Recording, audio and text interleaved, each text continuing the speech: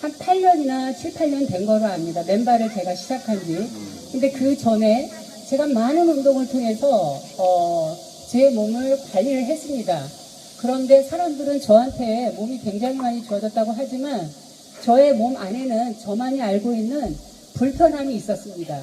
물론 뭐 깔창이라는 조공을 깔아서 발가락이 좀 이렇게 제가 원래 이렇게 해서 이렇게 돌리면서 걸었었는데 여기에 이제 깔창을 깔면서 발가락이 좀 엄지발가락이 구부러져 있는 상태에서 펴지긴 했지만 걔를 또 꾸준히 깔고 있다가 또 빼버리면 다시 원 상태로 돌아오고 발바닥이 굉장히 아팠습니다. 빼면은. 그래서 어느 날 그걸 빼고 걸었는데 걷지를 못했습니다. 너무 아파서. 그래서 올케랑 산정호수를 가면서 걸으면서 울었어요. 깔창을 아예 버려버렸거든요. 그러고 난 다음에 제가 어느 날 그러기 전에 생로병사에서 맨발 걷기가 나왔어요.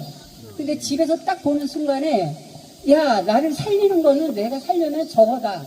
그리고 그 다음날 제가 올케하고 전화를 해서 언니 산정호수 가자. 그래서 맨발이 아니라 깔창을 버리고 등산화를 신고 올라갔는데 깔창을 빼버리니까 제가 걷지를 못하는 거예요. 그래서 언니가 질질 저를 끌고면서 데리고 갔어요. 그래서 그 다음날 집에 와서 나의 힘은 깔창이 아니라 내 힘으로 걸을 수 있는 발바닥과 발가락과 발목의 능력을 키워야 되겠구나라는 그런 생각을 했습니다. 그때부터 엄청난 고통과 나에게 어려움과 정말 내가 이거를 믿을 수 있을까 하는 의구심마저 들 정도로 굉장히 저의 발은 아팠고 몸도 아팠습니다. 처음에 걸을 때 뭐 정말 가스가 많이 나오고 트름이 나오고 여기저기 아프고 정말 너무 많이 고통을 견뎌낼 수가 없었습니다. 그러니까 사람들이 야, 너 옛날에 깔창 깔을 때는 너 괜찮았었는데 걸을 땐 괜찮았는데 다시 몸이 망가지기 시작했네. 여러 가지 말들이 많이 들렸습니다. 얼마나 오래 살려면 저렇게 맨발을 걸을까? 그래 너 100살까지 살아라 이런 사람도 있었고 좀 이상한 눈초리로 봤습니다. 왜 그러냐면 제가 하루도 쉬지 않고 비가 오나 눈이 오나 억수장마가 지나 제가 하루도 쉬지 않고 감사합니다. 8년이라는 세월을 걸었습니다. 만약에 친구하고 약속이 있다. 저녁을 먹었다. 근데 못 걸었어요. 근데 나에게 찾아오는 시간이 밤 10시나 11시밖에 안 되는 거예요. 그러면 눈밭을 헤치고도 나 밤에 혼자 걸었습니다. 그러니까 사람들이 나보다 미쳤다고 그러는 거예요. 나는 미치지 않으면 내 몸을 못 고치니까 난 미쳐야 산다. 미쳐야지 내 몸을 고친다라는 각오로 정말 홀로 묵묵히 걸었습니다. 그런데 어느 날 6개월을 걷는데 이렇게 막 다리를 절면서 걷는데 여기 오른쪽 제가 장애거든요. 여기 척추에서 이렇게 잡아당기는 느낌이 드는 거예요. 이거 뭐지? 제가 많은 운동을 해봤지만 여태까지 이런 경험은 한 번도 안 해봤어요. 이게 뭐냐? 근데 저는 알았어요. 제가 몸이 이렇게 기울어져 있기 때문에 저는 발의 능력이 떨어져가지고 옛날에 항달도 걸렸고 그 다음에 피가 모자라서 항상 제가 그 헤모글로빈 수치가 항상 낮았어요. 그래서 변비, 빈혈, 뭐 이런 말할 수 없는 내장에 있는 질병들이 다 있었는데 그때 저는 알았어요. 내가 여태까지 병에 걸린 거는 똑바르지 않는 몸에다가 그 안에 있는 깊숙이 있는 숨어있는 근육을 늘어나지 않게 해서 생겼구나라는 생각이 저한테 다가왔습니다. 그래서 저는 그때부터 이 맨발에 대한 확신을 완전히 굳혔어요. 그러니까 6개월 지나서부터 저는 더 열심히 정말 이를 악물고 열심히 걸었습니다.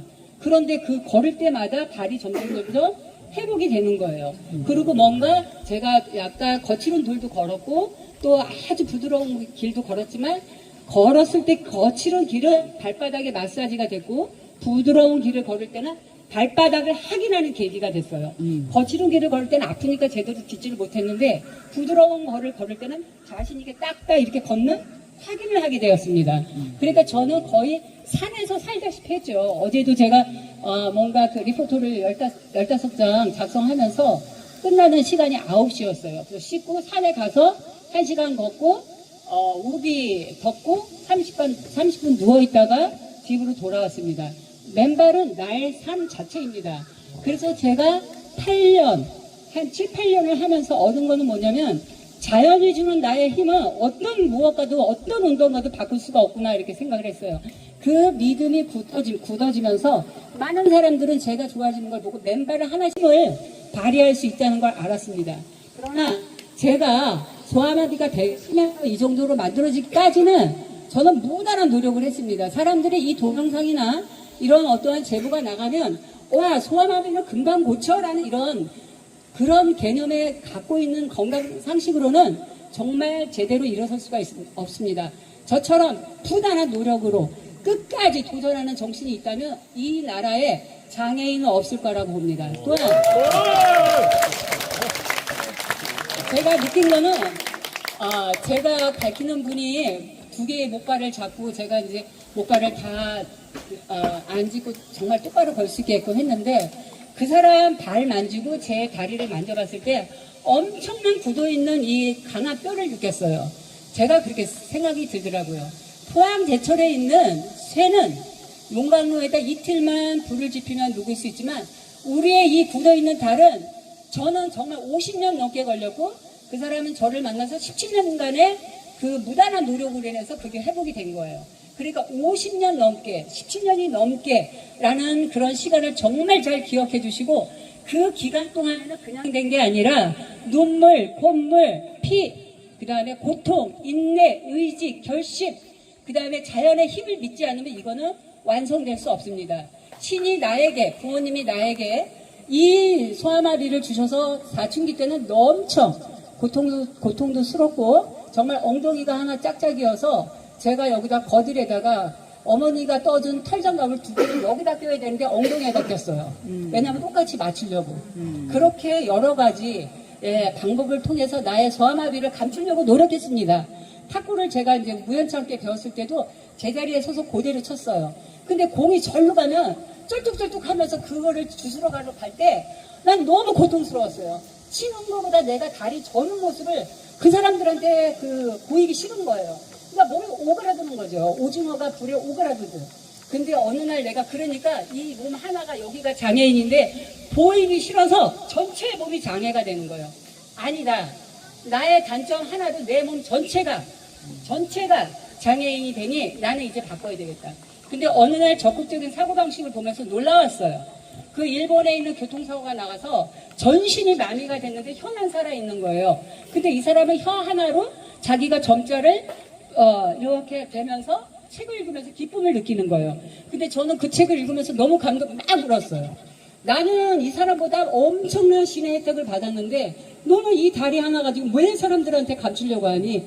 그 사람 봐라, 혀만 살아있잖니. 넌 눈도 살아있고 귀도 살아있고 손도 살아있잖아. 근데 이 다리 하나 가지고 그래? 그 생각이 났습니다. 그래, 장애인은 쩔뚝거리는 걸 보이는 게 정상이고 장애인은 안 보이는 모습을 보이는 게 정말 정상입니다. 왜 그걸 감추려고 하니? 내 몸이 더 망가지고 있지 않냐? 그런 생각이 들었어요. 그런 의지와 긍정적인 마음을 가지고 지금까지 살다 보니까 정말 아름다운 선물을 주신 것 같아요. 자, 이게 뭐 끝이 없습니다. 끝이 없어. 그래서 저기 맨발 화이팅이고요. 감사합니다. 이렇게 초대해 주셔서 감사합니다. 할 말은 많지만 박동찬 회장님으로 마이크 전하겠습니다. 15장 종이로 써왔으니까 나중에 읽어보시면 돼요. 여러분들 지금 이 원종현님의 사례가 알려진 거는 우리 긍정폴 박경훈 파주지회장님이 30년 전에 원종현님하고 탁구를 같이 쳤대요. 근데 그 당시에는 어떤 모습이었나 한번 재연을 해보세요. 거의 우리가 쩔뚝거린다는 표현을 쓰잖아요. 근데 그냥 쩔뚝거리는 게 아니라 되게 심하게. 제가 그 20대 때고 이제 30대 때였는데 정말 심하게 그냥 다리를 막 휘청휘청 하는 거죠. 정말 심하게. 쩔뚝거리는데 아주 심하게. 제가 그때 느낀 거는 너무 안타까운 거죠. 뭔가 이렇게 열심히 건강하게 살아보려고 하는 어떤 모습도 그렇고 안간힘 쓰는 모습도 그렇고 되게 안타까웠던 느낌을 제가 갖고 있었다가 근래 한 달 전에 처음 제가 뵀거든요. 30년 만에. 진짜 제가 그때 딱 보고 나서 느낀 게 뭐였냐면 전 기적을 믿지 않았어요. 그때까지는. 제가 우리 원 선배님 딱 모습을 보면서 진짜 이게 기적이다. 제가 진짜 이게 기적이라는 걸 제가 그때 진짜 처음 했습니다. 그래서 우리가 삶 자체가 기적인 것 같아요. 그래서 제가 어떤 이 탁구 칠 때 그 모습이 지금도 그냥 눈에 선합니다.